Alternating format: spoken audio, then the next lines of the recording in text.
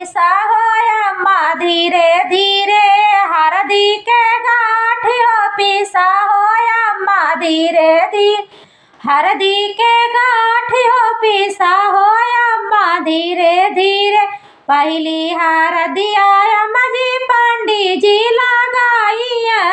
पहली हरदिया अम्मा पंडित जी लगाइया तब तू लगाइया अम्मा तब तू लगाइया अम्मा पापा जी के साथ पिसाया अम्मा धीरे धीरे हरदी के गाठियो पिसा हो अम्मा धीरे धीरे हरदी के गाठियो पिसा हो अम्मा धीरे धीरे दूसरी हरदिया अम्मा बाबा जी लगाई है दूसरी हरदिया अम्मा पंडित जी लगाई है तब तू लगाई है भाभी भैया जी के साथ